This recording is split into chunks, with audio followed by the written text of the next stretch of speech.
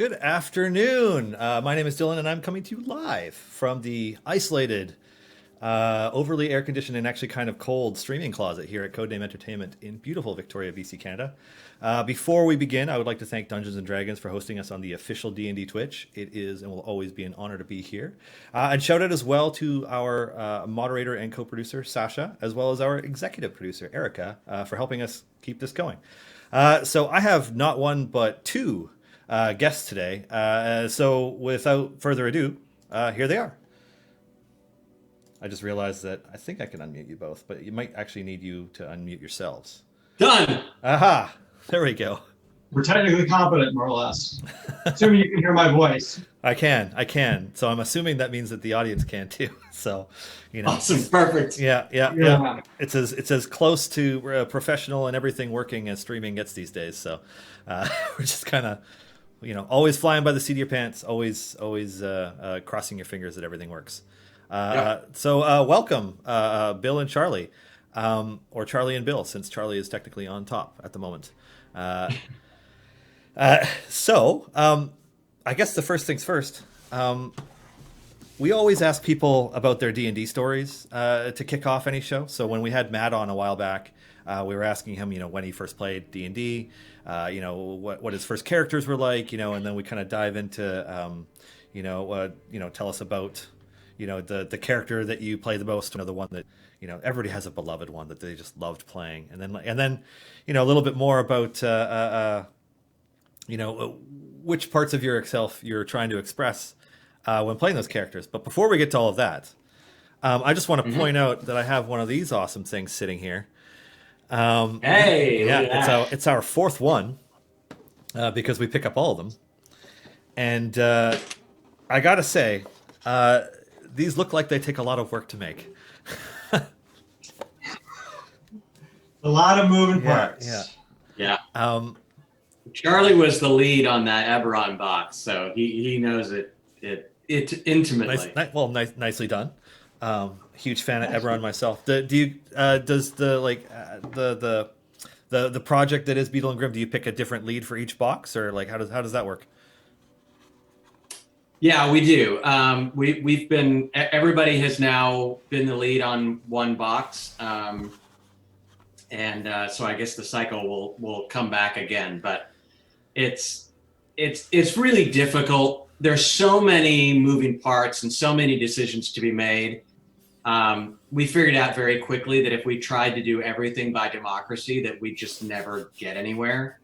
So we've made the decision that we'll always have one person who's kind of in charge, who's leading everything, and then everybody else contributes and supports that person as much as they can. It's a huge team effort, though. There's no such thing as one person doing everything. It's just there's a ton of work. One person calls the shots, but everybody rolls for initiative. Is what you're saying? That's right. That's correct. Yeah. One person laying out the strategy, and that's important. Is there a particular thing in one of these box sets that you guys are most proud of?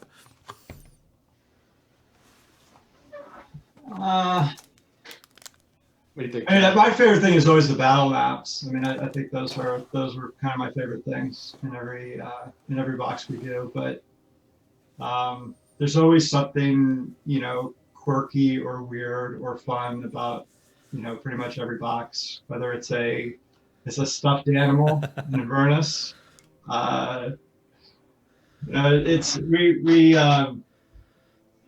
It seems like we make some sort of conscious effort to do something unique to us every box, but the truth is kind of the other way. We have to fight off all these individual weird impulses and just do one kind of kooky thing a box instead of 18. Yeah. I'm always really excited when I feel like we've hacked a problem, like a gameplay problem or challenge in an adventure that we can make a little bit easier for everybody. And sometimes they're not the big flashy things. Like in Avernus, there are these big infernal machines, right? And there's this one period in the middle of the adventure where you are very likely to be driving one of these things you're very likely to get into some combat with them. And one of the things when we were kind of playing around with it, we realized that, you know, for most things as a player, if you have questions about the rules, you can pick up your player's handbook and look up the rules, and you can kind of keep the game flow going because you have access to those rules. But for driving an infernal machine and doing combat with an infernal machine, all the rules are in the adventure book, which only the DM has. And we felt like, oh boy, you know, we could really see how this could really slow down the game at the table if they don't have access to it. So we went and we created these character sheets for your infernal machine where you could write down all the stats for the machine that you have, whether you found one or whether you custom designed one, and then just little cheat sheets of the rules of how those combats and how movement and stuff works out for those machines. And it seems kind of simple, and it's not the big flashy thing that people pull out and go, oh my gosh, look at this. But we kind of felt like, wow, okay, we made the game a little bit better for some tables who might have otherwise, you know, slowed down in those sections, or maybe not had quite as much fun with the creativity and the customization of those machines. So those are the things that get me excited. I'm a big fan of that. That and whomever came up with the putting the things over the DM screen idea, which in retrospect seemed obvious, but wasn't until you did it. Right. I'm like, oh, this is great. That was one of the very first things we came up with. And that's another thing where we felt like, oh, we just hacked something that, like you say, it seems so obvious, but now we have this really simple method of allowing the players to see the art through the whole encounter. And, you know, there's fantastic art in the Monster Manual. A lot of people don't get to see it much.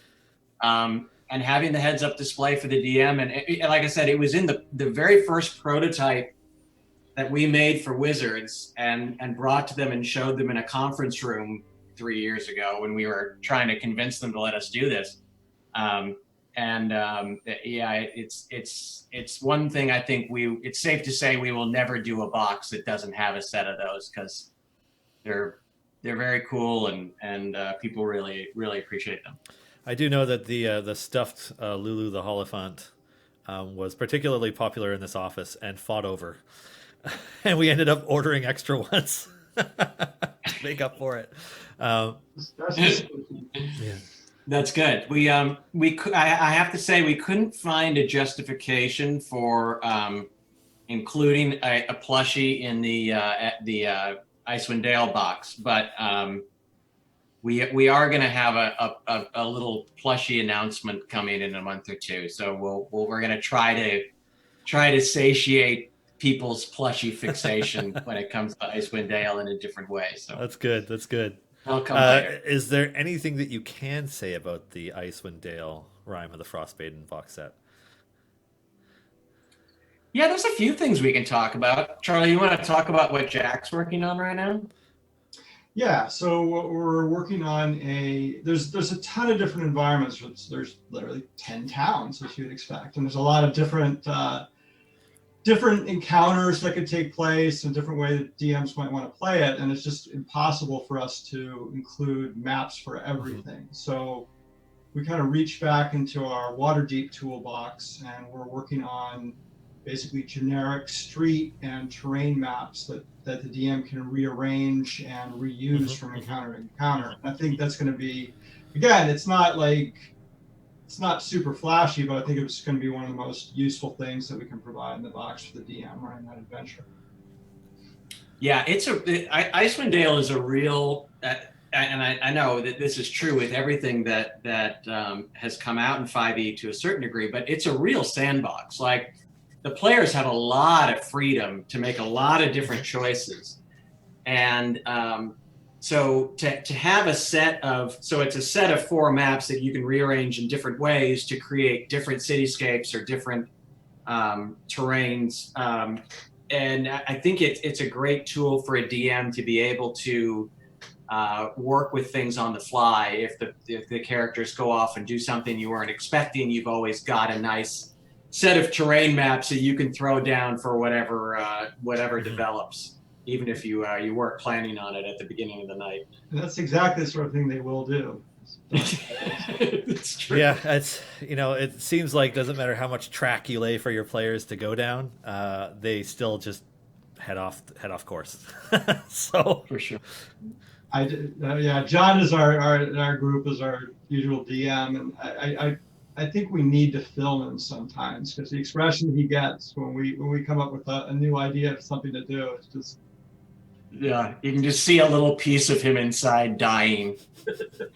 well, you think you'd be used to it after I don't know how long you guys have been playing together, but Yeah, you'd think, right? Yeah. I mean, we've literally been playing together for almost 30 years now, so you'd think it, but no, the wounds are fresh. Although I have seen DMs be like, "Oh, you're gonna do this, okay," and then they just kind of like shuffle some stuff, and they're like, "Shh." Rip like 10 pages in half and just toss it, because they're like, well, I guess none of this is happening. Goodbye.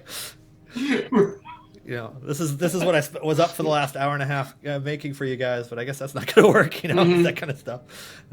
Yeah, right. It's just the nature of D&D. Fine, another horde of goblins. Yeah. So I know that we have confused some people in chat by having Grimm listed, but Vodim or Vodim, was it Vodim? Vodem is probably completely unknown to them. So I think it's probably important that we start telling some D&D stories. So Yeah, for sure. Since they're already a little bit familiar with Grimm, let's hear who Vodem is and when you started playing D&D. Although for some reason I'm just going to assume that you guys started playing D&D at the same time. It's yeah, true. more or less. Yeah, I mean, Charlie brought home the old box set, and I, as the younger brother, immediately latched onto it. So it was pretty much the same day, I think. Which took a little getting, because it was right about the same time that our local hobby store, which was otherwise awesome and huge, decided that D&D was the work of the devil and pulled it from the shelves. But I started playing in middle school. Vodem was the first character I ever ran. He was a thiefy mage in a long line of thiefy mages that I've run, and I sort of resurrected him to play with this group that Beadle and Grimm were lesser parts of, although play with Matt and Bill and John being the much beleaguered DM. Yeah. This was our. It's funny. I don't actually think it was our longest campaign. I think our longest campaign was the group after the Beadle and Grimm group that did Age of Worms. But this group with Vodem and Beadle and Grimm, I guess because it was the first long campaign we all played together, it became the most memorable for us. Well, we just started with town, and we never did that in our other. So that was. Yeah. Oops. We don't have to bring that up every time we talk about it. But yeah, I mean, it was just, we're very, very lucky that we have a group of people that are really old close friends who all really love D&D and all kind of play in a similar way, and it's just it's really worked out well for all of us. It's been a real joy. Even if we hadn't made a business out of it, it was a real joy. Yeah, we used to play a lot more before we made a business. So. That's what Matt was saying when he was on, was that ironically. This effort to get more into D&D meant that you were playing less D&D. Yeah, it really is. I mean, every time we have a free night, we all look at each other and go, okay, we could play, or we could have that business meeting that we really actually need to do right now. But we've been a little bit better recently. Yeah, we've gotten a few more games in. I think we're going to play this weekend, so that'd be cool. Awesome. So never mind the destruction of any towns. Are there any other highlight moments from the Beadle and Grimm and Vodem campaign that really stand out for you guys? Well, we opened that. This was the first time I ever had a character who opened a tavern. and that was a lot of fun. Like that's those kinds of projects are so fun for characters. Charlie and I were just joking yesterday about how there's a point in campaigns where gold starts to be sort of meaningless unless you find specific projects to use it for. And the fun thing about, like if you're a priest and you're building a temple, or if you're Beadle and Grimm and Vodem and you're building a bar or whatever, is it gives you like an ongoing goal that you can always go, well, I really want to add a room to the bar, and John says that's going to cost 3,000 gold. So, all right, let's get out there. Let's go find ourselves some gold.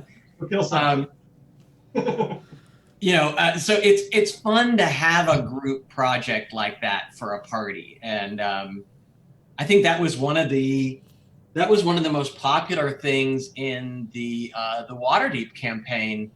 Is there's this Troll Skull Manor that the players may very well become the owners of at some point, and to have the group own this thing together and think about what they're going to do with it and how they're going to use it and how they can customize it.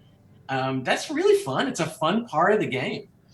That's what I thought too. And then the campaign that I'm running, the Dragon Heist campaign that I'm running, they haven't thought about it once. They're like, cool, a place to sleep.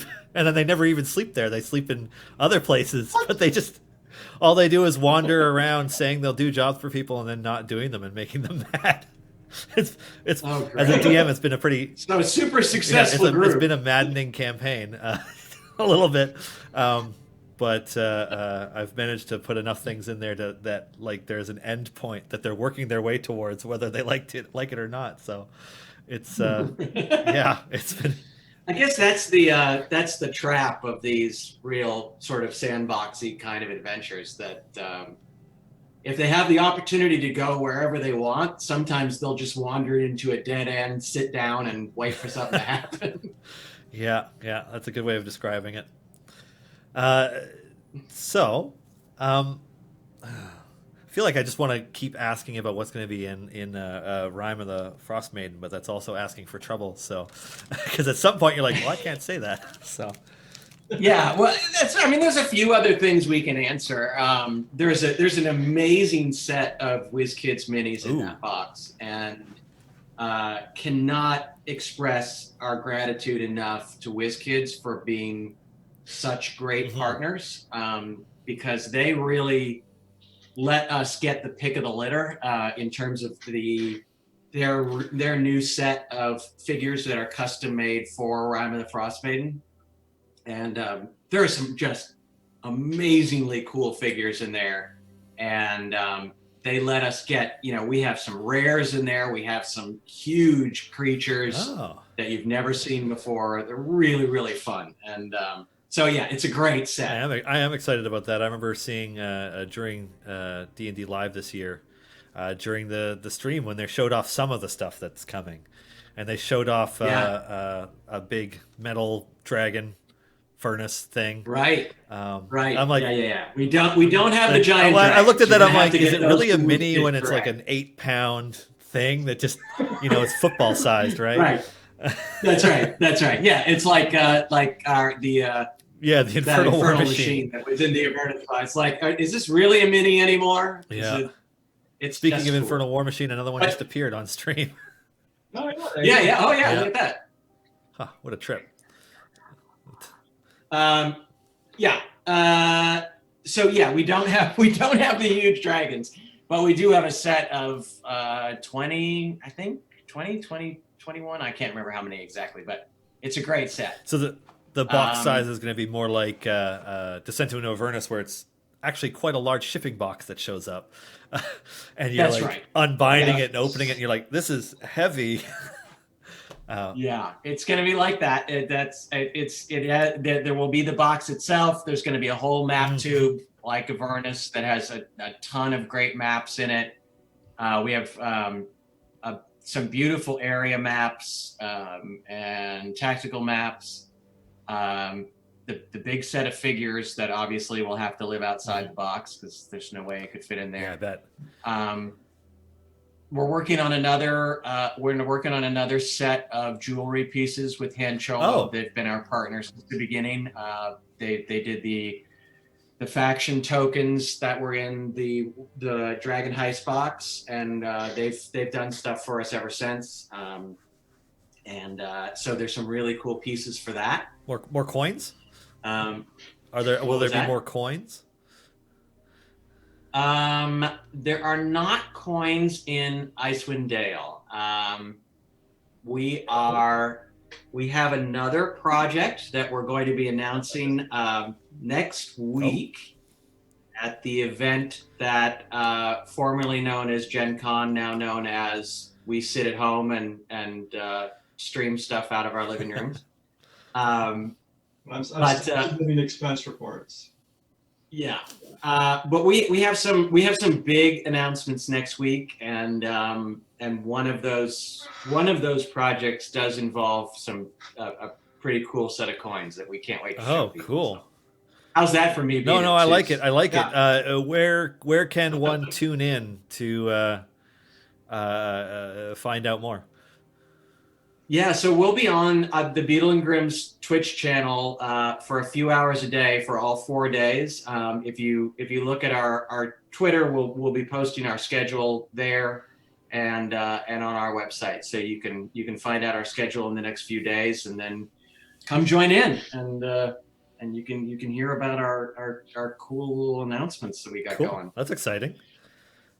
Yeah, we're really excited. We were afraid earlier this year that this year might be a struggle for us, and we might have to put some of these projects on hold for a little while because of COVID and all the downstream effects of that. But the response to Icewind Dale has been fantastic, and anybody who's watching who bought those boxes and trusted us and made a pre-order, thank you very much. Really appreciate it. And that has given us the confidence to plow ahead with these other projects that we're really excited about getting out there. So we got some cool stuff coming. So now that I think about it, because you don't work on one box a year anymore. That's right. Right. That's right. Yeah, we're up to the point where we feel like we can manage multiple boxes, and we've got some great opportunities to do it. And we've got a couple of things to announce that are not boxes, as we're trying to come up with things that are not just for the DM, but also come up with ideas of products that are player oriented, that players can buy and use and elevate their gaming experience that way. So we'll have some cool ideas. Cool. I just want to keep prying at it, but I know that's not fair. Yeah, do whatever you want. we're trying to prove we can walk and chew gum. But it's when Matt was on, he was talking about what the learning curve of deciding that you wanted to do this, and then starting to figure out each part as it was needed, and then coming to realize oh, okay, there's a lot to this, which wasn't a complaint. He was just oh, wow. Yeah. But I imagine. Yeah, it got very, very hard very fast, and now it's slowly getting a little bit easier. As we've mostly because we've found great partners. As we kind of settle in with certain artists that we really trust. We mentioned Han Cholo and WizKids. We have relationships with some great artists like Devin Rue, who are becoming sort of go-to people for us. Where we look at certain things, and immediately upon reading the adventure, we go, oh, okay, this is perfect for this person or this person or this person, and we know how to communicate things with them clearly, and we have a lot of trust that they're going to come back with something fantastic. So that really helps. We're slowly starting to get the production side of this together. That definitely was our weak suit when we started, just figuring out how to get production and shipping and all of those things. But again, we found great people to work with, and we're getting much better at it every time we do it. Cool.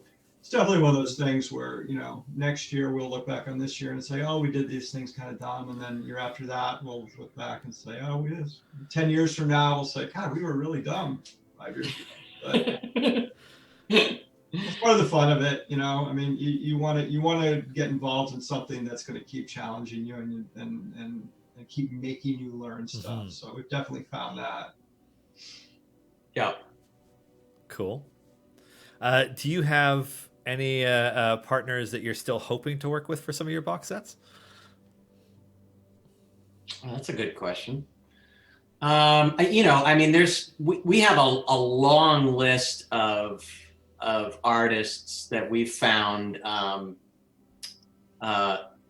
that we really want to work with, and sometimes the timing just doesn't work out. We'll need something in the next few months, and we'll contact them, and they'll say, oh, well, I'm booked through December, and God bless them. I'm glad they've got the work. But there's definitely a lot of artists on our list that we will keep coming back to and hoping that the timing will work out a little better.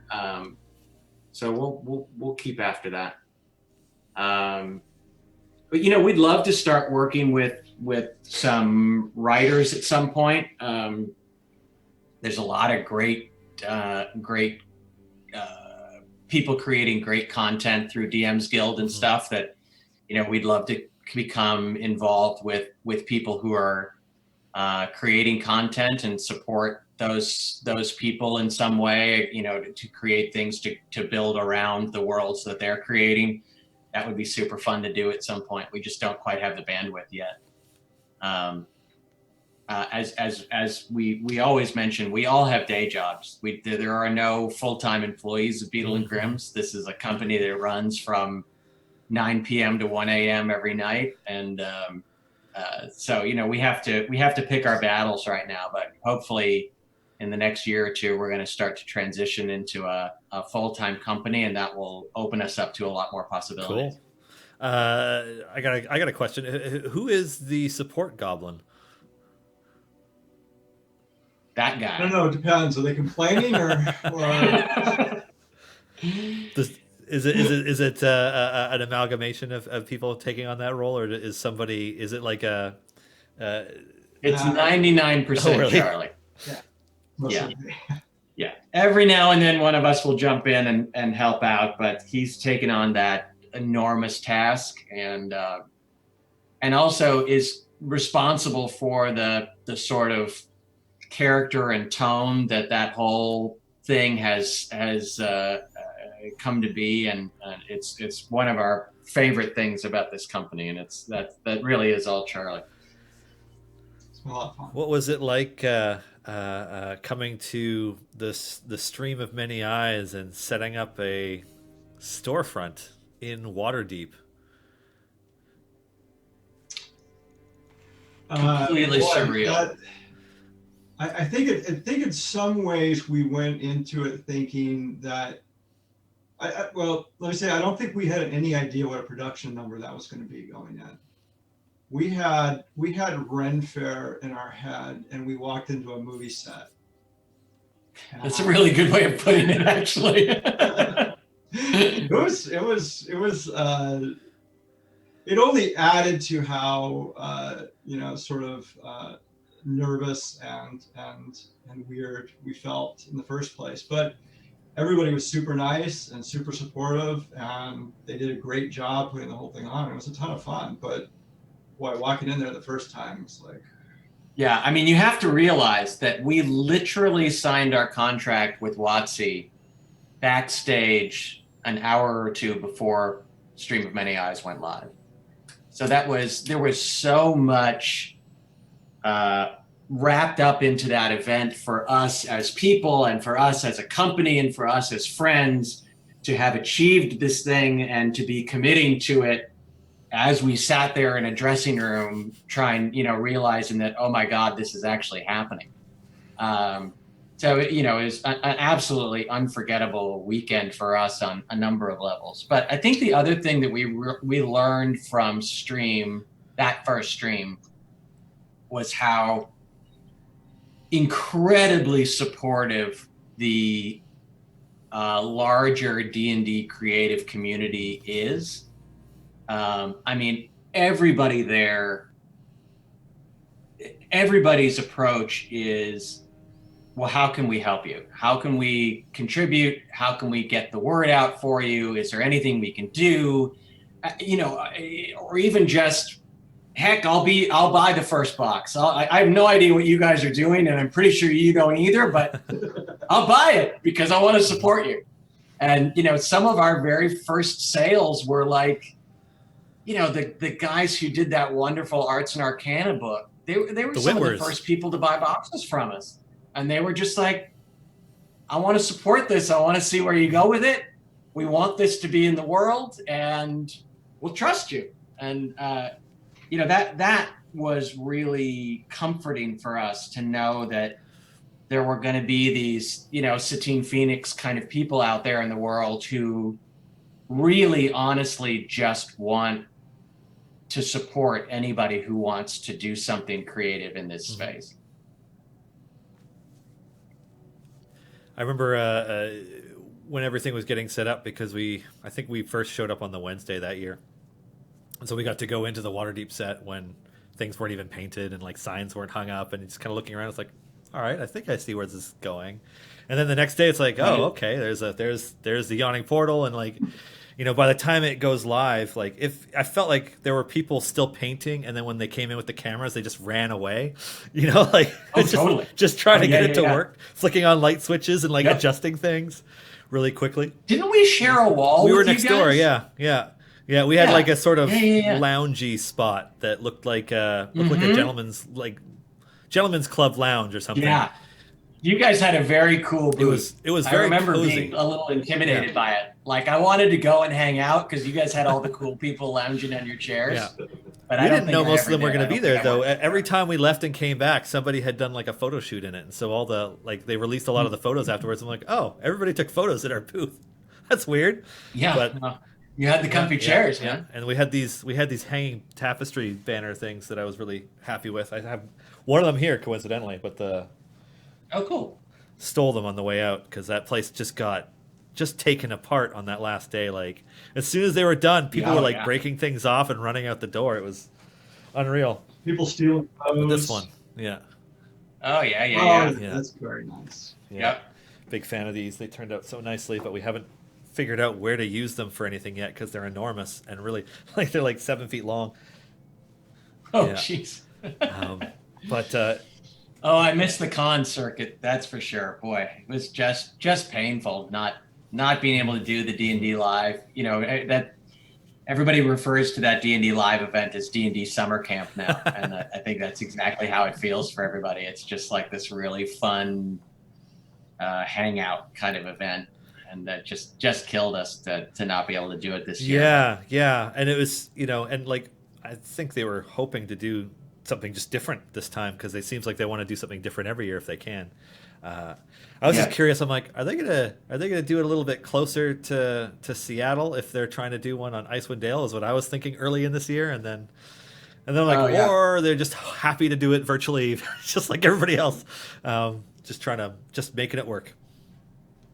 Yeah, I think they did the best they could with what it was, and it still turned out to be a nice event. But I certainly look forward to being able to do it in person again. I think in some ways it probably turned out better. I bet a lot of the people who were involved this year only had their schedules open because of how this year has gone. I imagine quite a few of them would have been busy with other projects if the world hadn't basically shut down. Yeah, it's a good point. Can't talk about those books. It's funny because I just want to talk about Icewind Dale, Rime of the Frost Maiden, but NDAs and getting in trouble, especially when we're broadcasting on the D&D Twitch. I really, I'm not going to cross that line. We're getting close, though. Another couple of months. It's really not that far away. I'm excited. Yeah.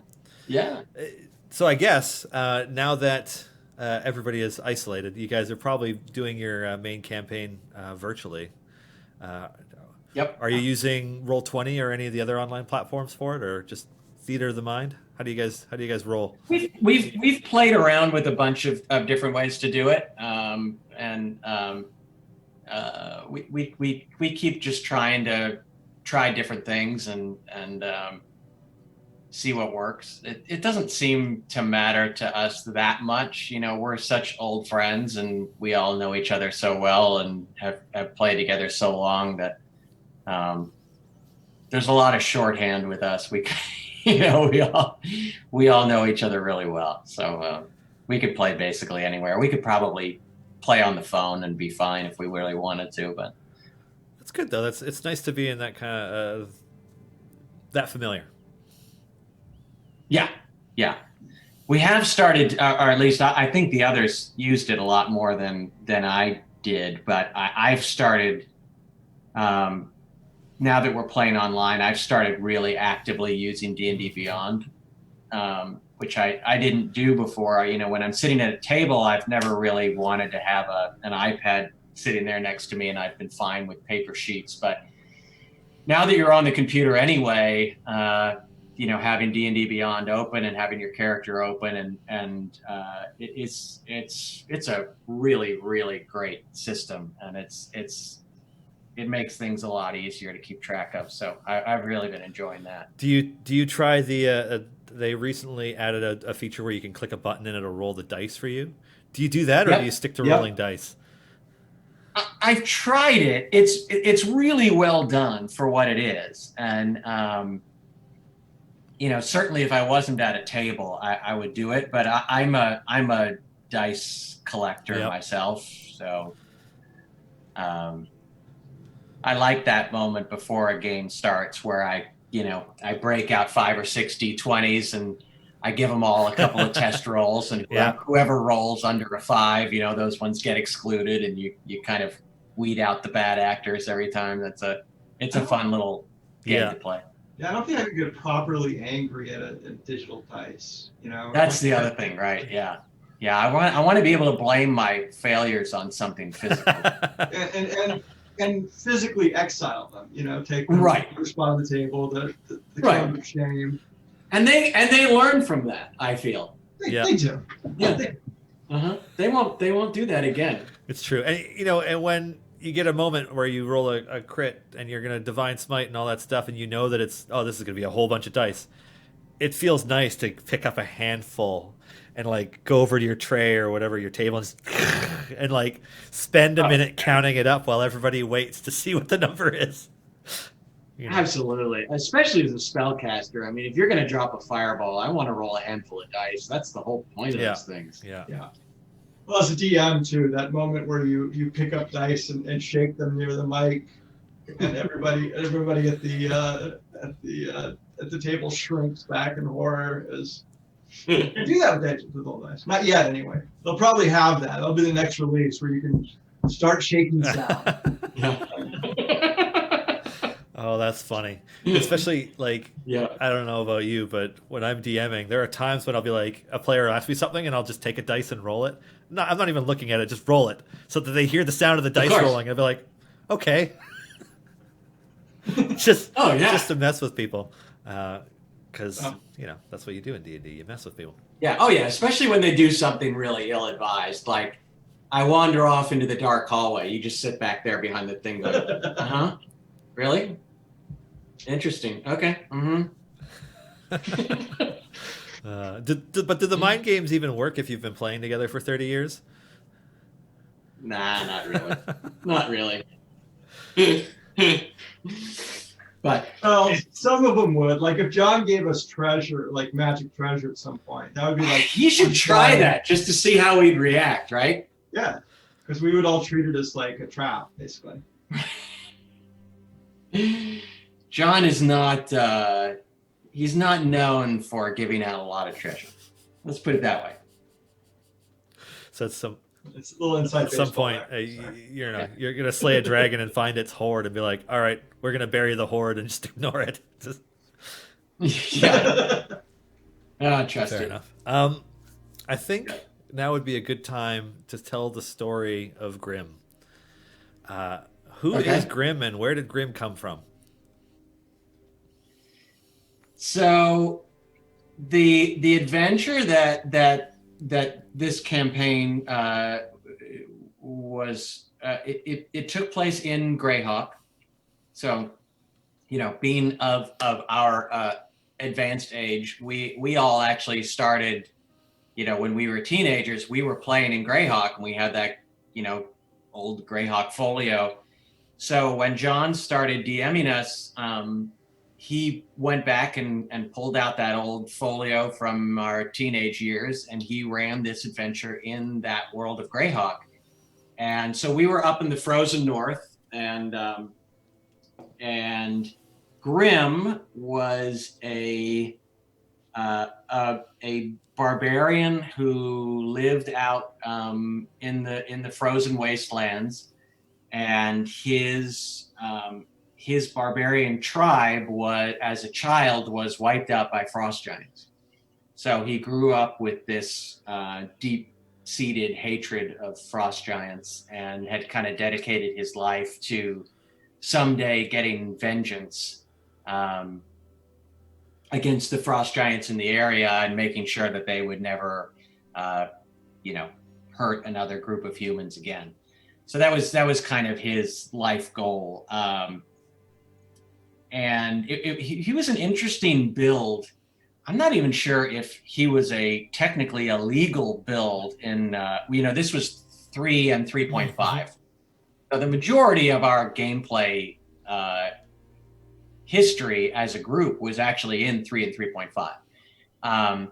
We're all in 5e now, obviously, and love it, but we spent a lot of time playing in 3 and 3.5. So he had levels in Barbarian and in Ranger, which is weird, but it just fit what I was doing, and John was cool with it, so that's what we did. And then he took on a prestige class, if you remember what those were, that was called Foe Hunter. So he was a Foe Hunter with obviously a giant specialization, and that became his character class going forward. And so he built up in this prestige class called Foe Hunter. So he was this huge hulking barbarian. He was physically, he was like the Native American tribes who were up in Canada and Alaska, and that was kind of the physical model for him. He quickly became obsessed with huge swords. So that ended up being a big part of his character, of collecting these huge swords and carrying multiple ones around with him wherever he went. There was actually a short period of time where he had like a 0 level squire who would follow him around, that the group referred to as his caddy, because he carried around a big bag of swords for Grimm to have handy for any given moment. Those are the main things I remember about him. And then, of course, there was the tragic incident where they managed to, early on, where they managed to get an entire town wiped out because they got a little too lippy. They killed I think it was the first time we ever killed a frost giant. I hope I'm remembering that right. And we left a big sign out saying, telling the frost giants to fear for their lives, that they should never cross the mighty Grimm the Giant Slayer again. And some weeks later, we found out that the giants had responded by wiping out an entire town nearby as vengeance against us. And all the buildings in the town, they had painted the word Grimm all over the town to make sure we knew that it was Grimm's fault. So that was a painful part of his growth, and getting some kind of retribution and also some kind of to pay back, some way to pay back the humankind of the area for this horrible desecration that he had been responsible for. So And how did Vodum fit into this? Yeah, he was a half elf sorcerer, not from the frozen north, sort of an import, and he was had become more interested as he leveled up in shape changing, and he picked one of those prestige transmogrifier class. I can't remember the name of it now, but he was sort of obsessed with changing shape, and mostly dragons for some reason, and whether it was Because they were cool. because they were cool, and whether they were sort of tactically opportune or not, the first thing you do is you change into a dragon. And as he leveled up, he started to realize that the source of his power was he actually had draconic heritage, and so he started to pick up some of those powers and started to explore some of that sort of hidden part of his family's lore that led him to where he was and the powers he had.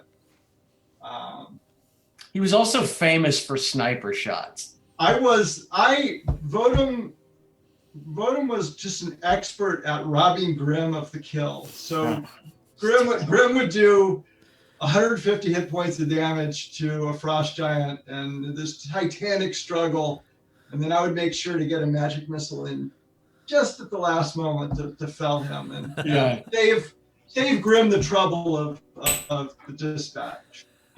Yeah, he'd get like the last 8 points of damage and get the kill. It was the worst. That feels like a very brotherly thing to do, actually. Very. Yeah. Yeah. Not so by some of the real world bleeds in.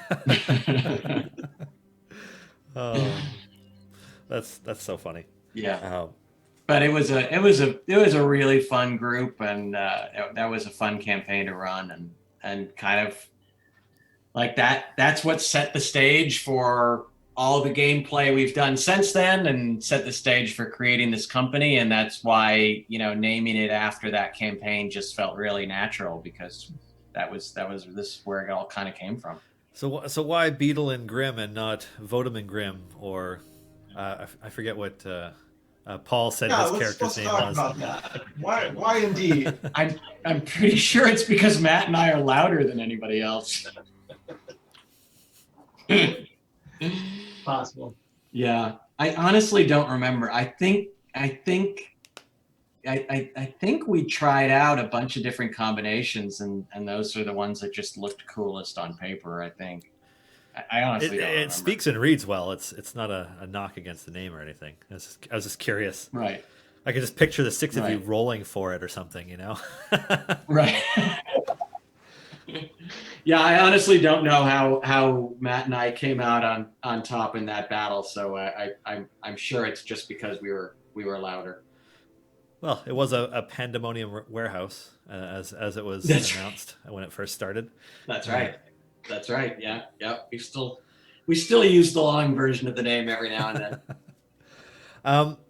So before I let you guys go, because I know that we're getting close to 10-2. Yeah. You want to reiterate where and when you'll be doing your announcements next week, so that people who are fans of Beadle and Grimm will have an opportunity to tune in? Yeah. So we'll be Thursday, Friday, Saturday, Sunday. We'll be doing a few hours a day on our Beadle and Grimm's official Twitch channel. We will have some big announcements to make. We're going to do some unboxings of old boxes to kind of show people what we've done in the past.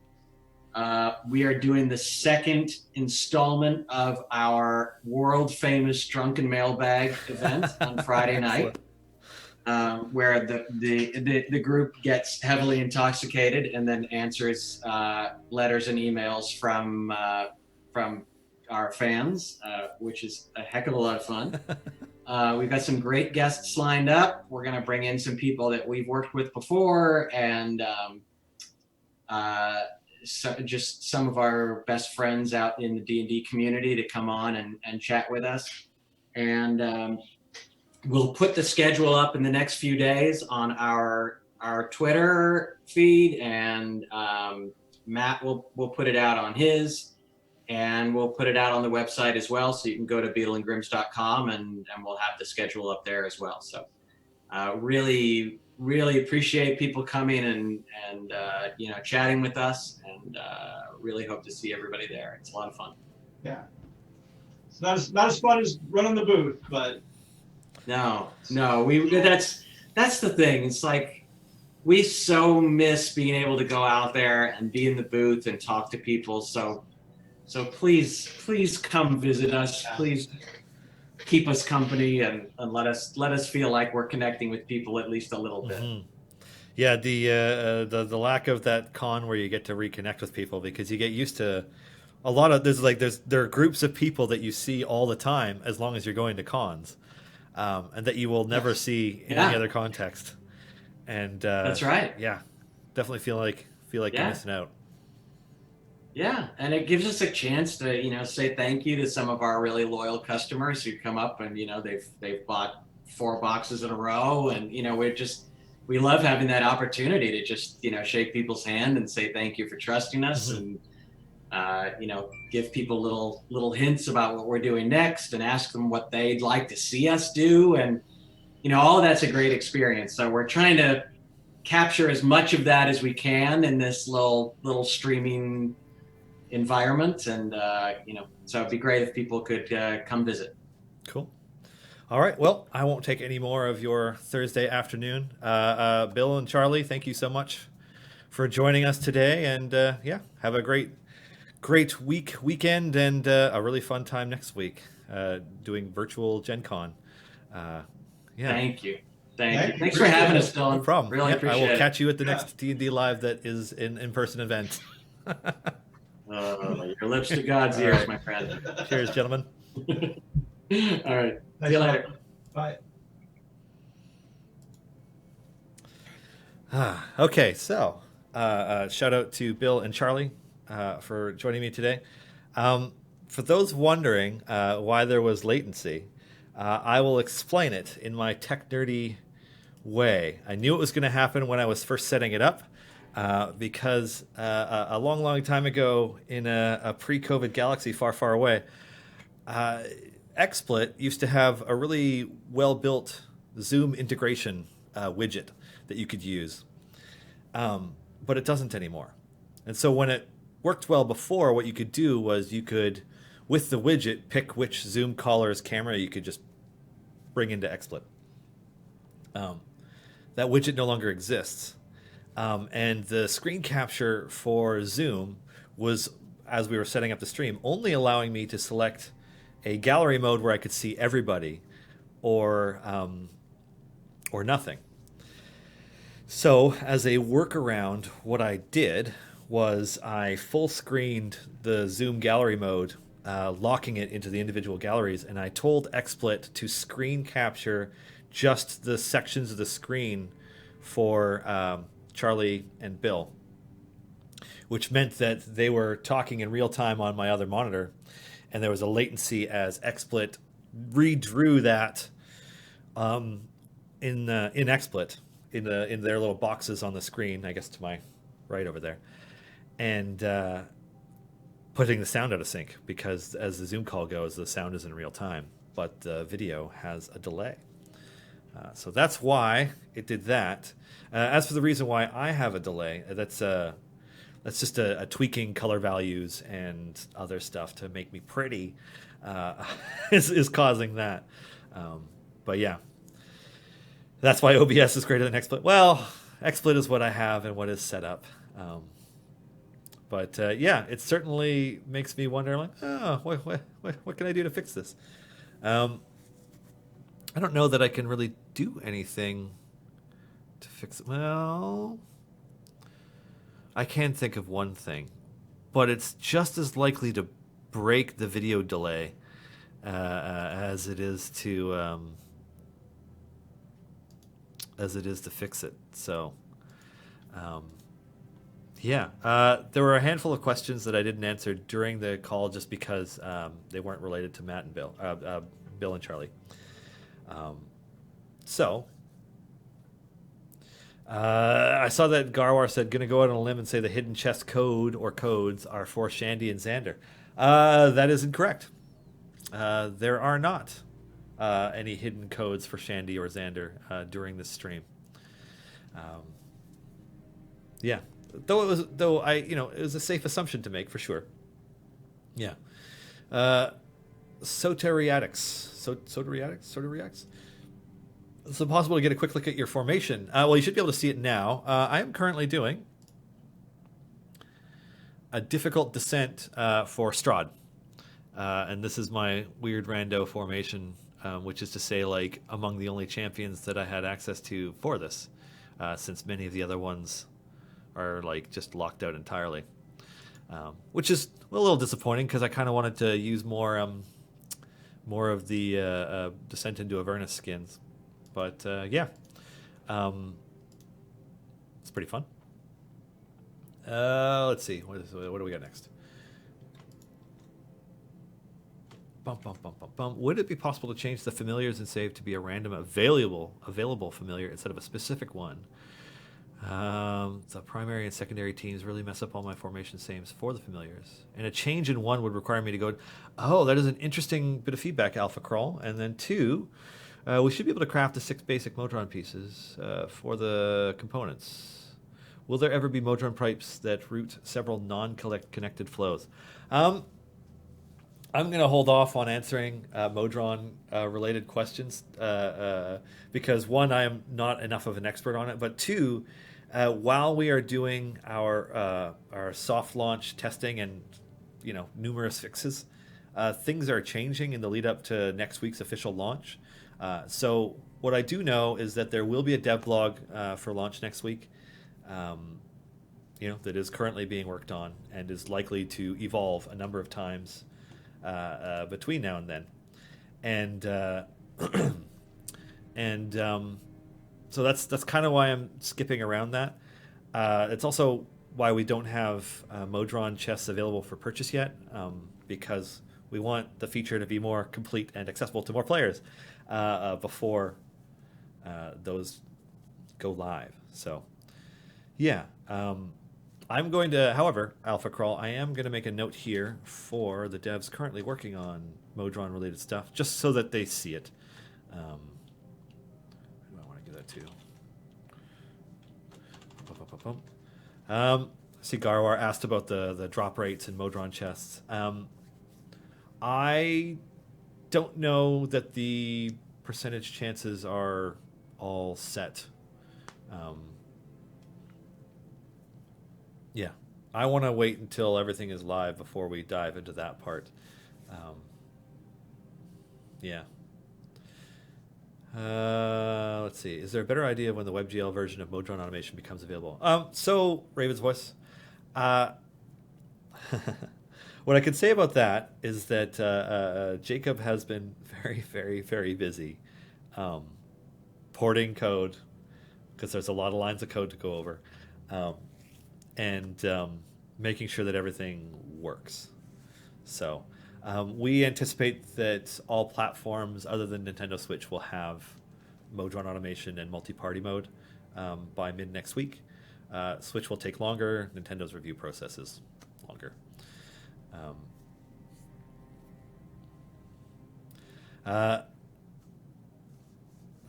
Let's see. We've seen at least 2 cases of folks not able to activate automation because of what pipes they got. A basic starter pack avoids that.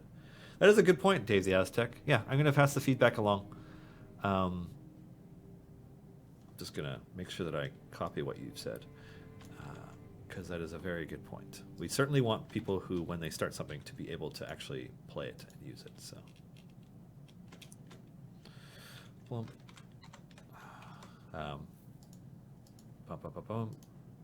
the random familiar saves is a really good quality of life idea. Definitely should be passed along. Yeah, I will make a note about that.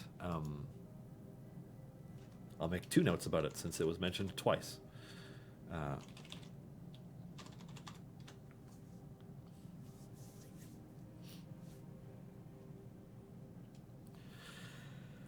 Oh man! All right, where am I? Oh, somebody's just saying that they got their Vex Funko Pop. Ooh. Oh, it's not, hasn't arrived. Okay, well that's exciting though. Certainly Sean will be jealous, Supply, if he hasn't already ordered it. Yeah. Sorry, I'm just trying to pay attention to chat and look at the questions that have been put aside.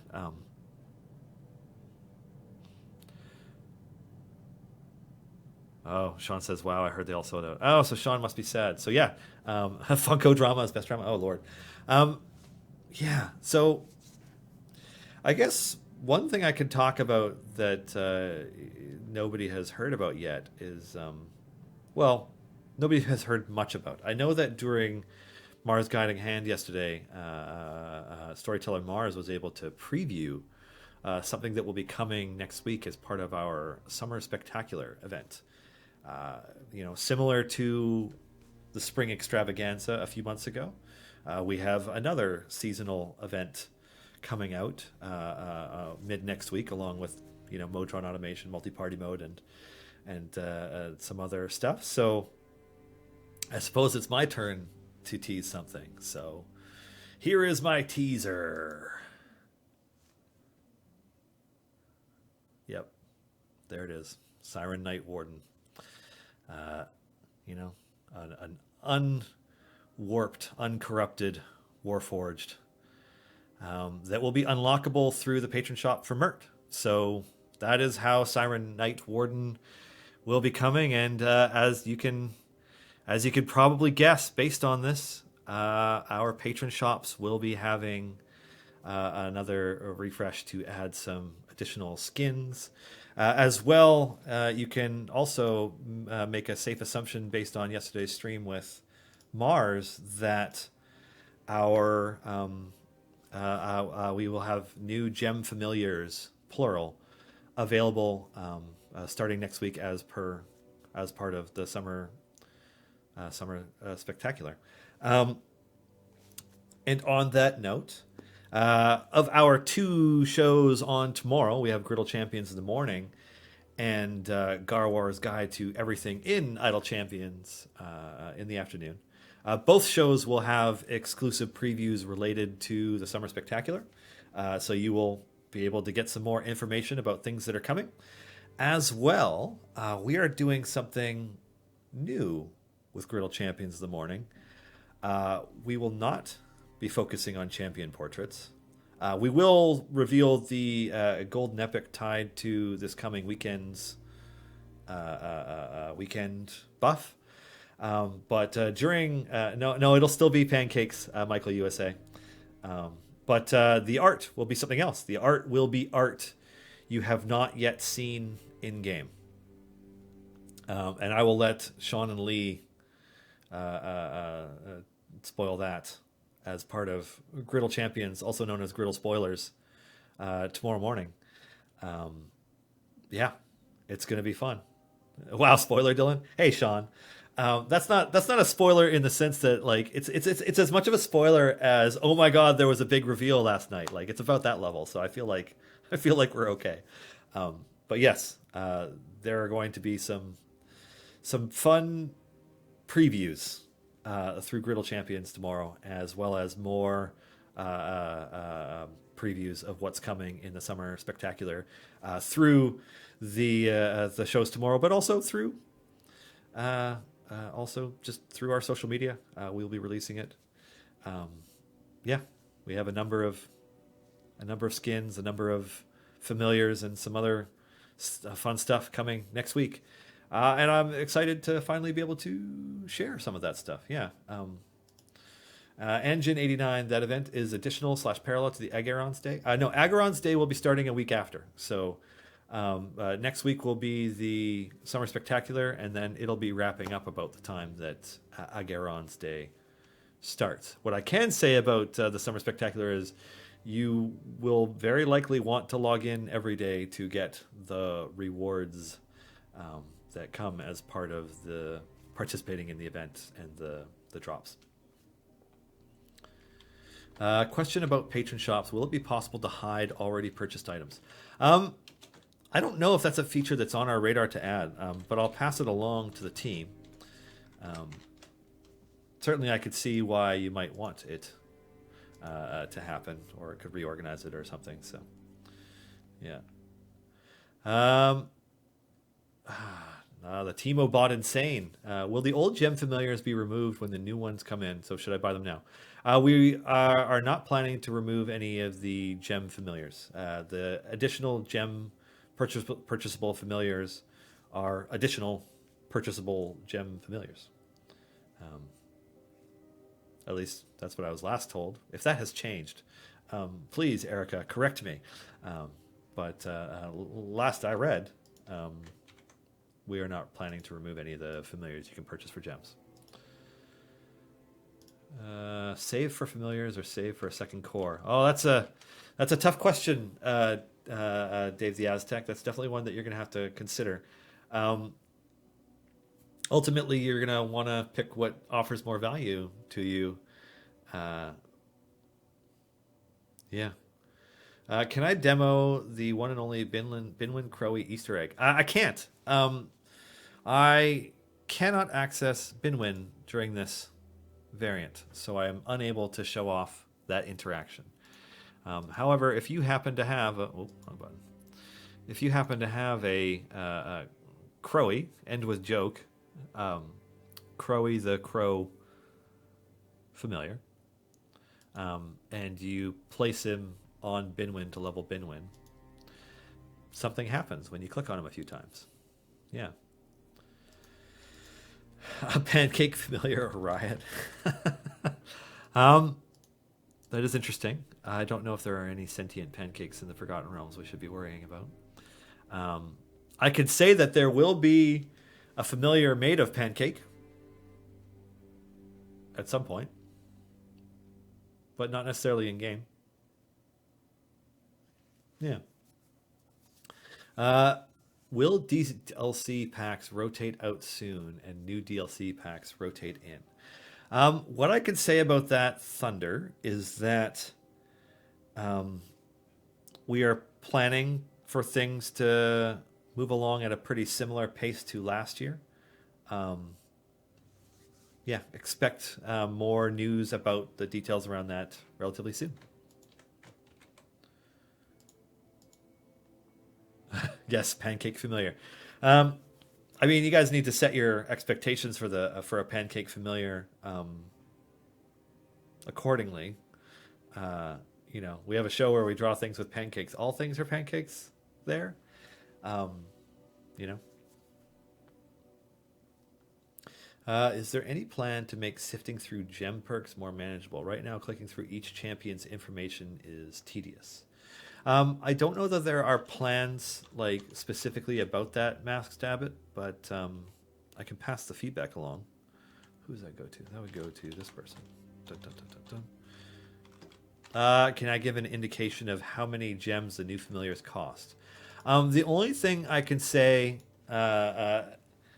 is that at least one of them will be cheaper than Boo, and at least one of them will be more expensive than Boo. Yeah. Will the old patron shop skins still be available? Yes, Patapole. The plan is to continue to have those. Silent got your warden code? Ah, yes. You know, that was a tricky code to spoil. This isn't the first time I've hinted at it, but it is the most obvious time that it's been hinted. So I'm glad that it was noticed. Yes. Before they're packed with an insatiable patron. Insatiable patron. Yeah. I hope everybody gets their warden. So congratulations, Silent.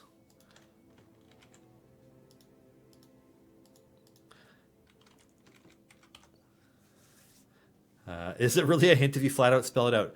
Well, I guess the thing, Dave the Aztec, is that it's about where you're looking for it and where you're expecting to find things, right? Like, so I have given hints where I have,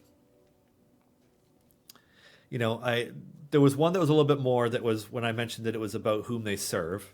And there was at least one other time where I was trying to talk about how it was around the nature of something as opposed to directly about it. Because, like, but yeah, it had always been part of the plan for the phrase "insatiable patron" to be in the Siren Knight Warden promo graphics. So I'm glad it was discovered. Um, Alrighty, I'm just getting rid of this. Warden code. Thanks. Yeah, big fan of Warden. I don't know how many of you have played Hexblade Warlocks in D&D, but they're a lot of fun and they're very good. Especially good at tanking and killing one single thing. And you could do a lot of cheesy, just totally unfair, broken stuff in 5e with it. Since you only need one level to get, all the proficiencies tied to a Hexblade Warlock, the Hexblade's Curse, Hex as well with the spell slot that you get, and the ability to damage in melee using your charisma instead of your dex or your strength. So like one level in Warlock for Hexblade Warlock is amazing. 2 to 3 levels is even better because you can get Devil's Sight and Agonizing Blast and Pact to the Blade, and you can do some pretty awesome stuff there. I highly recommend at least 5 levels for Eldritch Smite, because Eldritch Smite is a weaker version of Divine Smite, except that it also knocks things prone, which is crazy. And you can use both Eldritch Smite and Divine Smite on the same target. So you can roll a crit and be like, oh, I hit with 2 smites, and this is my giant bag of d8s I'm going to use to annihilate whatever it is. Yeah. Anyways, Hexblade Warlocks. Good times. For those curious, it's funny. So, I feel like what I'd like to be doing is trying to dive more into mode run automation and multi-party mode, but it's not.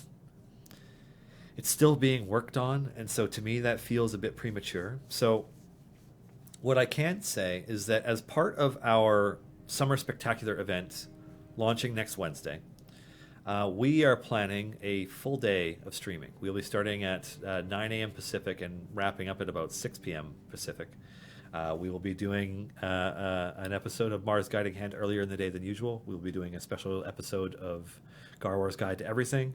We will be doing a dev Q&A, and the timing on that is still a little bit in flux because got to make sure that people's schedules line up for it. But we're planning on doing a dev Q&A.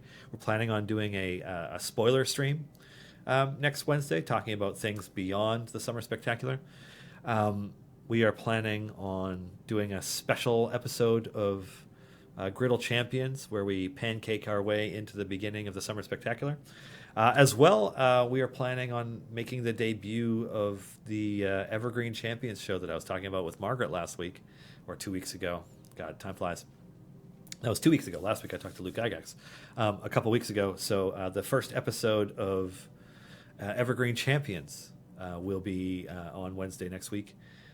With Satine Phoenix and Margaret, and it's a whole lot of stuff, and we look forward to engaging with players, talking about these things, So, yeah, certainly, Lauren, if you are able to make it at all next Wednesday, we would love it. But we know you're busy, so we're just happy you're here now. And like Charlie and Bill earlier, it's always nice when we get to see you at cons, at D&D Live. Yeah. I wonder what my English teacher would say about that. Well, I think what your English teacher would say would be that masks should be mandatory in schools. I guess that's not really funny. But anyways, no, my grammar is passable at best. What is the max bonus you can get from an event? Does it top out at 100%? Killian's 1978, it does not top out at 100%. As your order of magnitudes in favor get higher and higher, you're able to earn 200%, 250, 300% of your divine favor. So, yeah.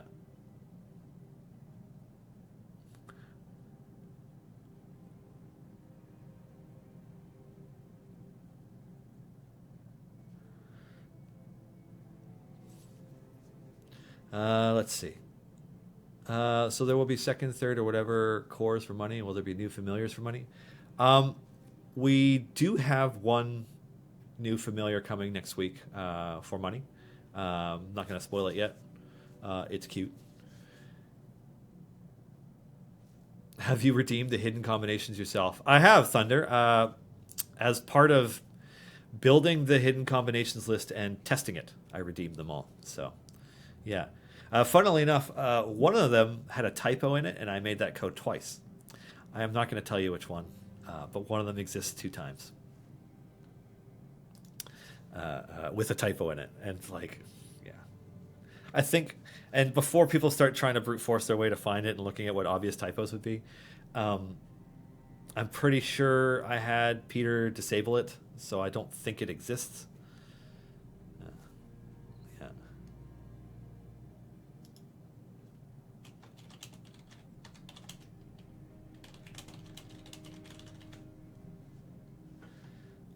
Anyways, is the Tomb of the Nine Gods the last non-variant adventure in Tomb of Annihilation? No. After the Tomb of the Nine Gods, there are 3 or 4 subsequent adventures, each with their own variants, as the party leaves, starts to make their way out of the lost city of Omu and Chult, and happens across some pretty legendary D&D characters and gets pulled into a final adventure. I believe the last adventure's name is Asoriel's Lament. So.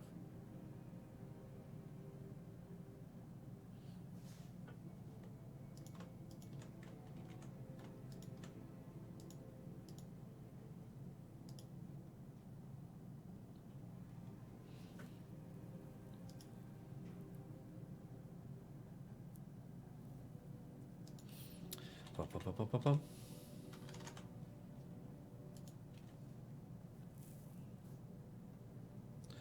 Just pulling up a bit of information here.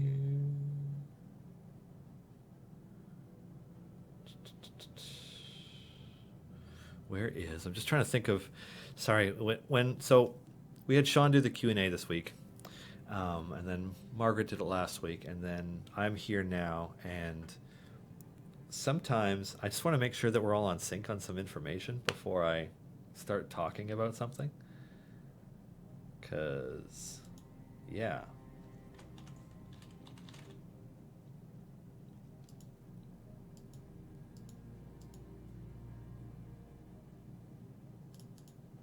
That isn't working. That NDA moment. Yeah, it's a funny thing, Lauren, right? Like, I remember when we were hanging out for the first time at the Stream of Many Eyes, and it was you and me and Joey and Clive, and we were dancing around talking about Waterdeep Dragon Heist. And then we realized that we actually could talk about Waterdeep Dragon Heist. So... yeah. And then we realized that we're all under the same NDA and that we could talk about it. So we did, very excitedly. It was just kind of one of those things. And then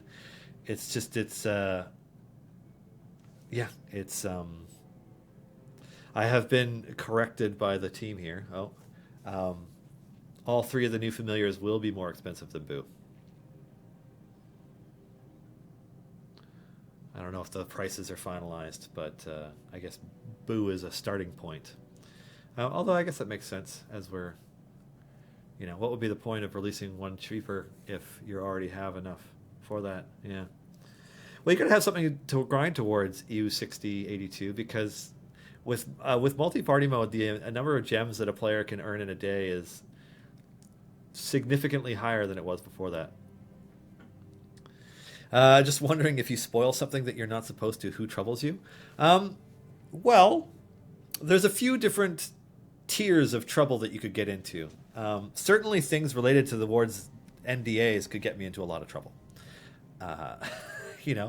As a licensee of D&D, we are privileged to learn information about upcoming products in advance so that we may align content updates and adventures, information with it. Just as an example, like, we tend to get the initial pitch documents, well over a year in advance of a book coming out. And then, we will get versions of the book leading up to the launch. And then we will often get full books themselves months out from their launch dates, so that we can, make content for the game. We can plan around it, etc. So yes, we knew that Icewind Dale, Rime of the Frost Maiden was coming, early this year. So there, we don't have a how do I phrase it? We don't want to unintentionally spoil anything that A, may have been cut from a product, B, may not have been talked about or acknowledged in some other way, or may have been changed, as a book is being written, it evolves, So that's one aspect of it. The other aspect of it is that, ultimately upcoming stuff is, Dungeons and Dragons and Wizards of the Coast's stuff to talk about and spoil, not ours. So I certainly don't want to spoil it for those reasons. And I'm sure I could get into all kinds of trouble spoiling stuff. So I am not going to. So that's one part of it. And the other part is, one of the reasons that we watch things like D&D Live is we watch to see what Wizards of the Coast has talked about related to D&D, so that we know what is public information and what is not, so that can also help us with what we're allowed to talk about. So yeah. Our Green Paradox, is there a hint for the stream hidden code? You found it, but it wasn't a stream hidden code. So earlier when I said that there wasn't a shandy or there weren't other chest codes available for the stream, that was actually true. There was, however, a really good hint at another code, and that was the other stream code.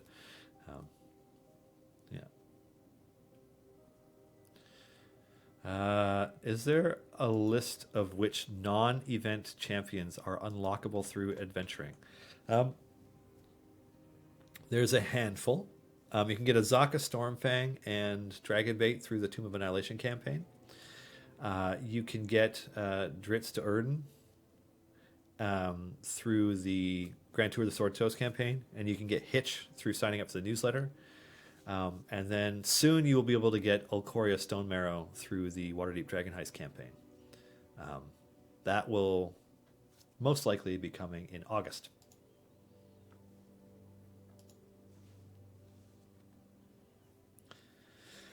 All right, let's see. Any chance we can get some enhancements to the Modron UI? It'd be nice to have save layouts, clear layouts, see the number of areas cleared, etc. I can pass your feedback along. The best place for Modron related feedback is actually through our Discord or through our in-game support ticket system, because I am disconnected from those things in that context. We have devs that are monitoring the Discord to coordinate with players to fix bugs and address issues, and we have support staff who are answering the tickets and working directly with devs to support issues that way. I'm not really a part of that circle. All I can do is pass stream information along, but you get a much more direct connection to the people who can make changes potentially that way. So I highly recommend, if you are testing out the Modron automation and multi-party mode features in the game, that you join the official Discord, and there we have a feedback channel dedicated to it. Let's see. Any clue when Nova will get Aerois synergy? So what I could say about that, we left it to Kim to whether or not to spoil what Nova's Aerois synergy was when she did her Unlock stream. Was that a month or two ago now? I think that was last month, right? Ugh, time flies. Summer, not sleeping, new baby. So I can't remember if she actually ended up doing that or not. The plan was to add it when Lucius comes to the game later this year.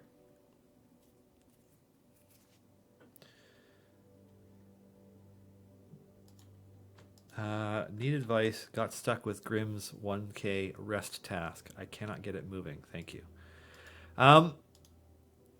So one thing about that, Tobers, is that there are, how do I put it? When it comes to the achievements that, achievements like this one that can sometimes take a really long time to activate, you do not have to worry about completing them during the event. So if you're feeling in any way anxious or stressed out about the fact that might not complete it before Monday, don't worry about that part because you will be able to afterwards. In terms of advice for it, keep in mind that it is across all your adventuring. So, as long as you are adventuring with Beadle and activating the tag team ability at some point during your adventure to accumulate the swap points, you'll get them. But yeah, you just want to make sure that they have the stacks, and then you use the ultimate. So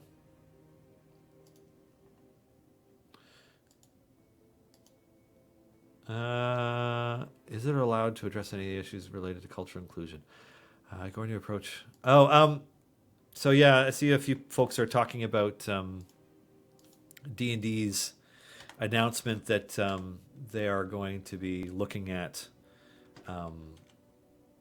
diversity and representation and such in their products, which is good news. I am very, very, very curious as a person who is a visible minority of Polynesian descent. I am very curious what that approach is going to look like.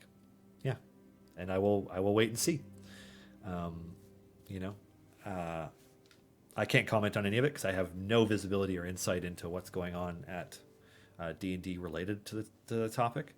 But as as a player who has played quite a lot of the Curse of Strahd campaign and read that, and has played through the Tomb of Annihilation campaign, there are some problematic depictions in it that could use updating. But I am certainly I'm not an expert on it. I couldn't tell you the full breadth and depth of what kind of things might need to be done. So I'm just going to sit back and wait and see. It doesn't diminish the quality of D&D for me. I'm excited to see how they change it.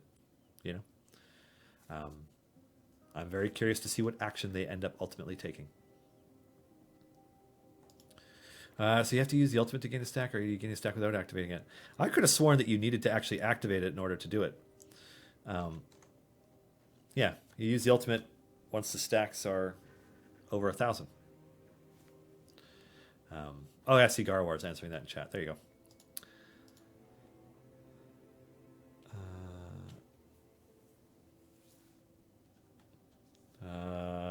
Lauren, I'm always happy to see a push for more diversity in the game that I love. Yeah, absolutely. I think there is nothing harmed by making something more inclusive. I am DMing a campaign right now that includes my mother-in-law as one of the players. And, when we asked her if she wanted to play, she got kind of emotional and said that nobody had ever asked her if she'd wanted to play D&D before, but that she was very excited to do it. When she said that nobody had asked her to play before, that made me sad because, she was a tomboy growing up, but she wasn't invited to play D&D. Huge sci-fi fantasy nerd, like very few people I've ever met, and very creative and brilliant and an amazing human. She's just awesome. And then you killed her character. Yes, I did kill her first ever D&D character. Died, but they died heroically, if brutally. And then she's playing another character who, quite frankly, we have a session tonight that is going to start with her character really close to a pair of mind flayers and the rest of the party quite far away. So there's a chance that tonight I might kill another one of her characters. Yeah, I'm not a monster. I am somebody who, as a DM, my philosophy is that you don't feel like you're really achieving much um, unless there's the risk that you could fail or that you could die. You know, the obstacles you overcome are the things that make adventures are an aspect of an adventure that makes it extremely memorable. And so, um, I yeah, combat encounters in my D&D campaigns are pretty ruthless. Um, you know, enemies do try to kill you. They try to win. So yeah.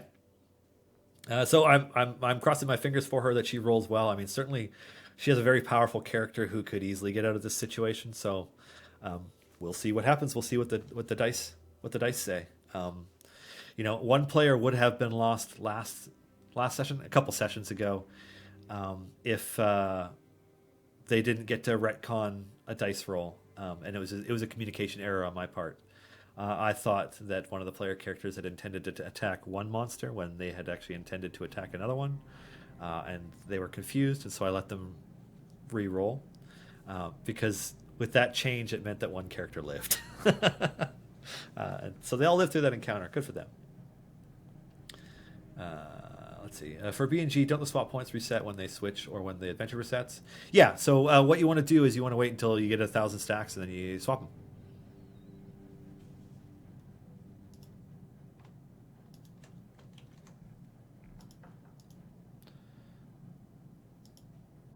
A spoiler for next week's stream. Okay, I killed her again, but it was heroic. Yeah, I mean, they just kind of stumbled into some really serious trouble this time. They were asked to do something that they said yes to, and it was audacious of them to have taken on this task. And then I thought, for fun, why not make it 2 mind flayers instead of 1? You know, 1 is an adequate fight for them, but 2 is a dangerous fight. You know, I may or may not have used the D&D Beyond encounter builder for this one to make sure that the encounter was deadly. And then the handicap that I'm adding is one of the 9 players, mind players, is somebody who has recently transformed through Ceramorphosis. And so they are going to start the encounter without access to their psychic scream ability, which is, quite frankly, the thing that seems to just ravage people the most brutally, fighting a mind flayer. So one of them is a full strength mind flayer, and the other one is a mind flayer with some nerfs. So, yeah. If you get the party in one spot, TPKing is easier. Well, I really aspire not to TPK my party, because I think if they knowingly go into something that could result in a TPK for the sake of the narrative, because they want to, I don't know, they want to save the world, so they're going to do this even though they think it'll cost them their lives, then I think that's one thing. But I aim not to TPK them just through an encounter, because I've stacked things so heavily against them, because that's no fun.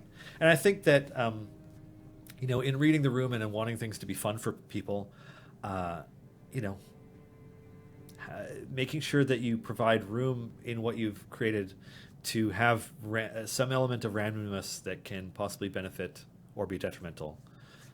You know, like the last session that I DM'd was not this campaign, but it was one where there were basically constant earth tremors. So at the top of every round, everything had to roll dex to see if they fell prone, just because they're fighting in a place that's shaking apart.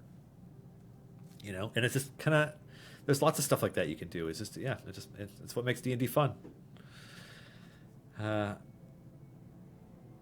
Does having the extra party running from automation mean we will get twice as many time gate pieces? That is a great question. I don't think so, because as I understand it, the way time gate pieces are time gated behind a countdown on our end. So basically, when every 4 to 6 days, when your timer runs up, bosses will have a chance to drop it, and once they do, there's a cooldown on it of 4 to 6 days. So I don't think that you would be able to double the rate at which you earn time gate pieces by also running mode run automation. That being said, I am flagging this just in case just in case it ends up not being true. But I don't. Just based on the way that time gate pieces work, I don't think that's how. I don't think you'd be able to get another one. You wouldn't be able to double the rate at which you're earning them. No hidden code. There's no hidden code so much as there is a tease. This is the lovely and pure and uncorrupted Siren Knight Warden, whom will be coming to Idle Champions as part of the Summer Spectacular starting Wednesday next week. In this form, I see somebody saying, "Oh, he chunky." They chunky. Warden before becoming corrupted was, a pristine, badass version of themselves. Before becoming emaciated and basically made of more of cancer than of metal and other robot parts. This is still heavily armored. Anyways, that'll be coming next week as part of the Summer Spectacular.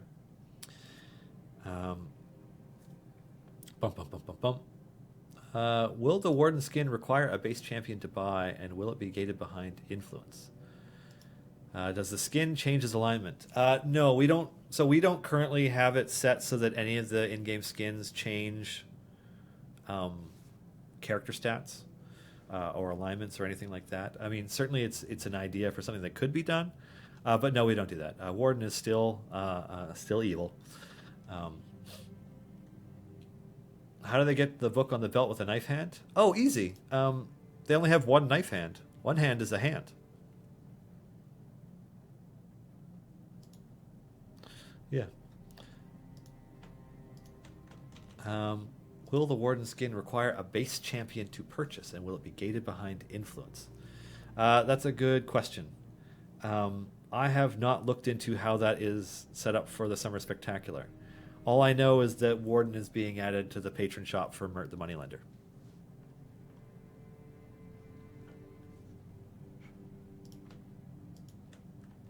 Alrighty. Minimizing that. Oh, yeah. So, hopefully I don't kill my mother-in-law's second character tonight. That would be brutal. Much better off killing my wife's character. Or well, we'll see what happens. I mean, like I said, one of the things that I try to do, it's hard to always do because you don't always remember to do it as a DM. But I try to play the monsters as if trying to roleplay how those monsters would attempt to deal with the party. Mind flayers are very intelligent, very dangerous beings. And the first thing that the characters did to this one in particular was attempt to lie to it,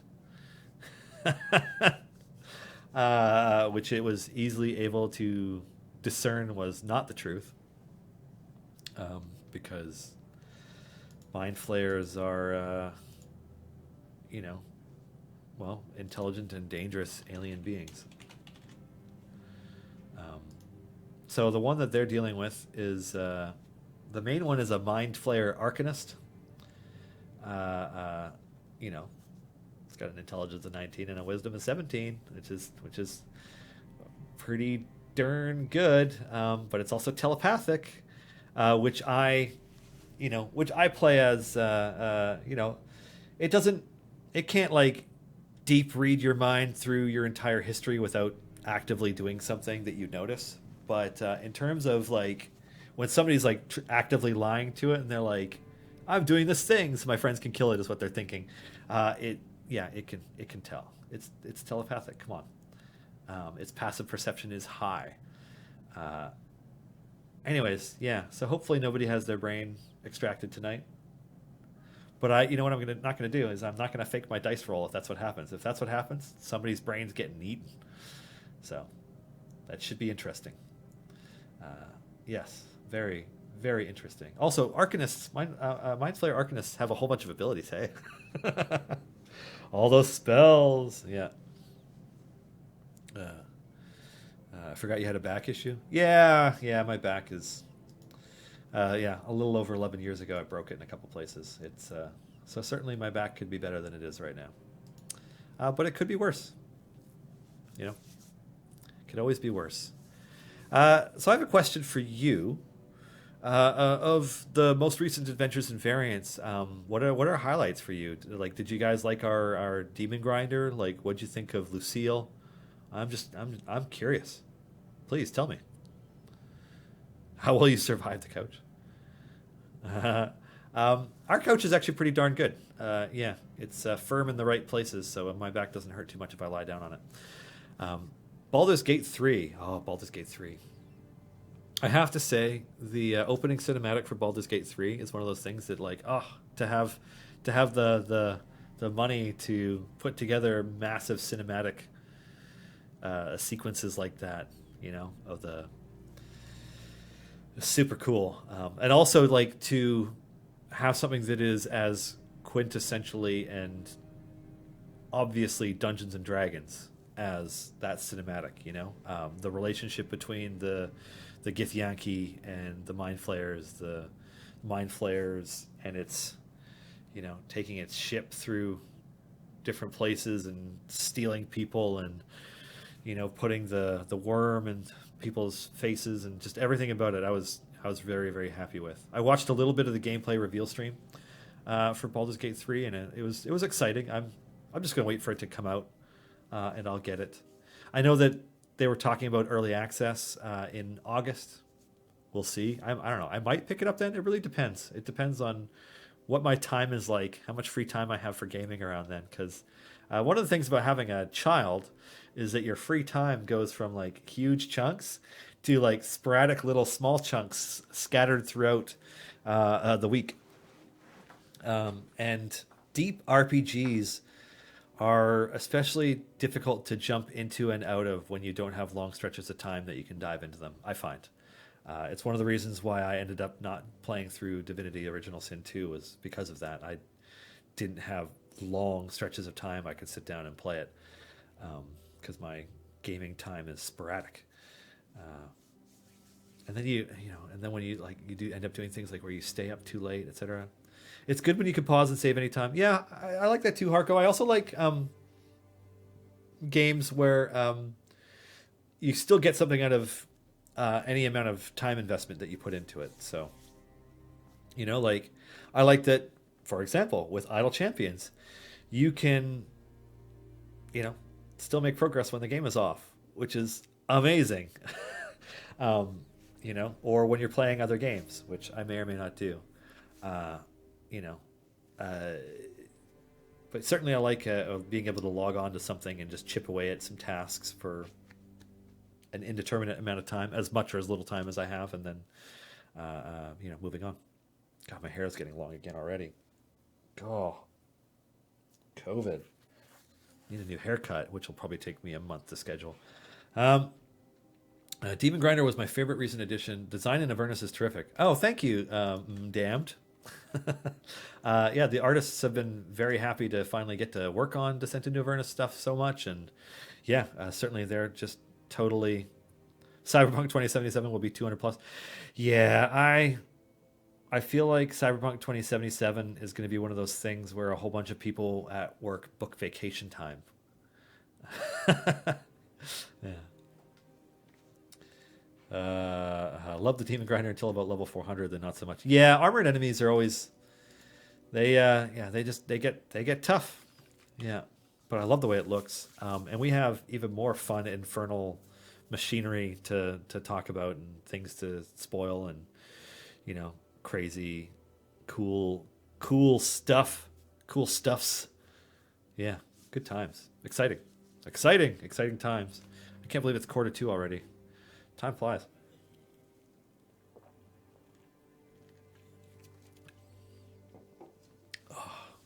Anyways, to reiterate a lot of things that have gone over so far today, just to hammer those points home, I'm going to switch back over to this Warden tease. So Siren Knight Warden will be arriving next week as part of the Summer Spectacular. Unlockable through the patron shop for Mert the Moneylender. And yes, before you ask, there will be skin unlocks available through the patron shops for Vajra Safar and Strad von Zarvich. So something to look forward to. As mentioned during Mars Guiding Hand yesterday, there was a new familiar showcased. The familiar for Wizards Weak and Weary, the Raven. And there will be at least 2 more gem familiars coming next week. I have been corrected that each one of them will in fact cost more than Boo. So apologies for my miscommunication about that. I was corrected. Correction was sent my way. And so, yeah, there will be additional gem familiars. There will be additional unlockable skins through patron shops. There will be some more DLC coming. I know that, 60, 70, 80,000 plus, etc. gems are quite expensive for familiars, but keep in mind, with the new features, your rate of gem earning is going to go up significantly as you unlock those. And soon you won't even know what to do with them. You'll have so many gems. So certainly that is taken into account. And yeah, a full day of streaming next Wednesday, starting at 9 a.m. Pacific and ending at 6 p.m.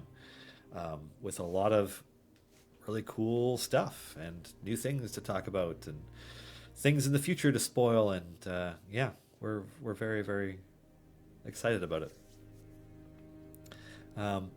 In the meantime, I just want to give an extra shout out and thanks to the folks at Beadle and Grimm's. I have here one of the DM screens. This is the one from the Eberron Rising from the Last War box set, and it's got cool stuff like the dragon marked houses and just other unique Eberron specific stuff.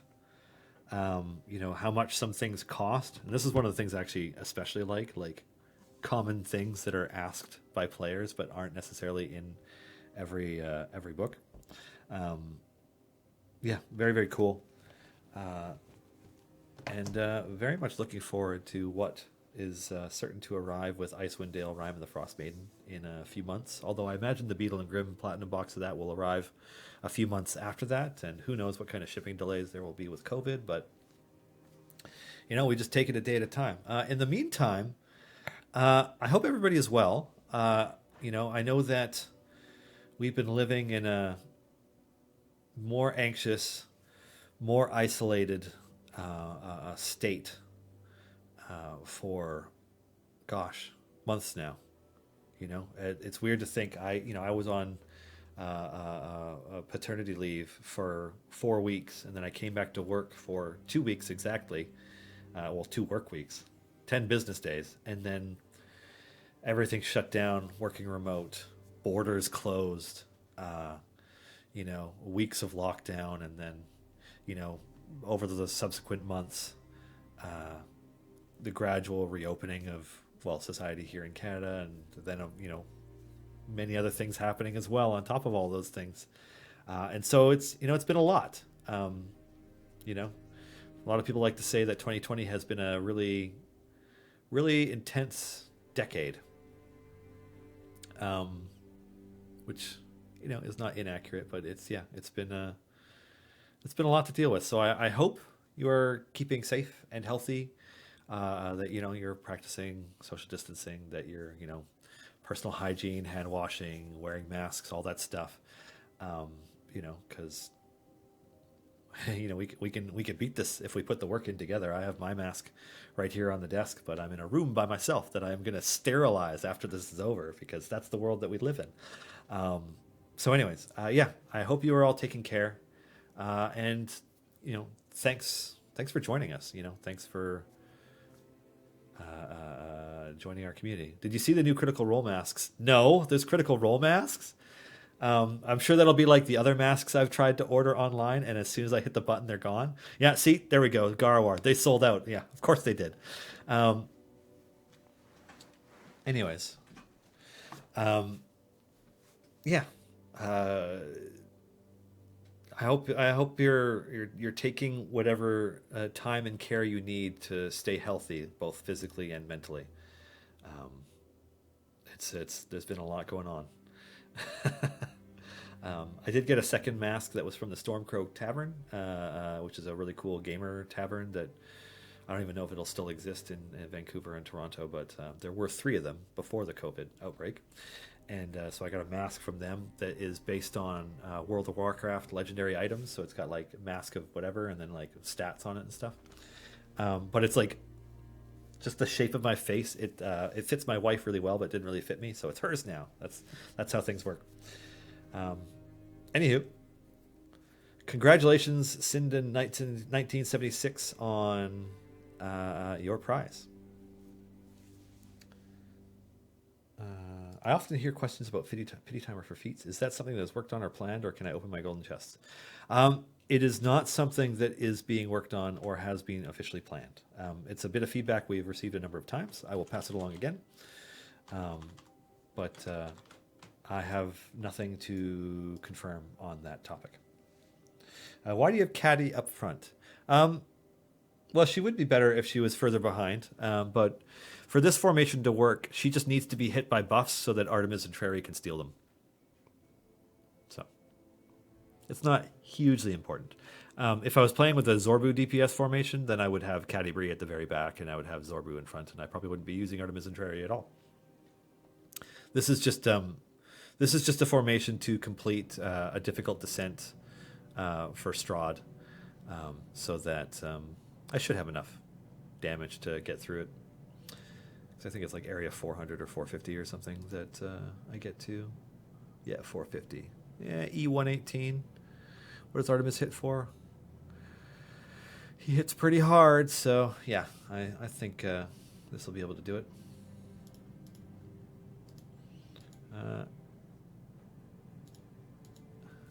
Anywho, when we figure out how to do... Oh god, I forgot to click on me. When we figure out how to do physical prizes again, I have a stack of prizes on my desk to start sending out to players. Well, obviously you have to participate in something for it, but I have a stack of prizes that we just haven't dealt with. Yeah. But we shall see. Anyways, this has been your Idle Champions weekly live stream for Thursday, July 23rd, 2020. My lunch is not agreeing with me. Thank you all so much for joining us today, for participating in the Idle Champions and Dungeons & Dragons communities. You guys are awesome. This show exists because of a number of amazing people, including our co-producer / moderator Sasha, as well as our executive producer Erica, our partners at Dungeons & Dragons, Greg, Bart, Pelham, Allison, Shalling, and Lisa. The cool people who have made working at Codename Entertainment such a good time. And you, the players / viewers. Thank you guys. Huge thanks to Bill and Charlie Rehor for joining me today. For reminiscing about the campaigns of Beadle and Grimm, talking about some of the stuff that we can expect this autumn or winter when the next box set arrives, and also to let us know that they have some announcements coming as part of the Gen Con live streams next week. So be sure to tune into those. Thank you all so much. Please take care. Be safe, and we will catch you tomorrow morning for Griddle Champions, where Sean and Lee get to spoil some really cool stuff. Anyways, take care, everybody. Cheers.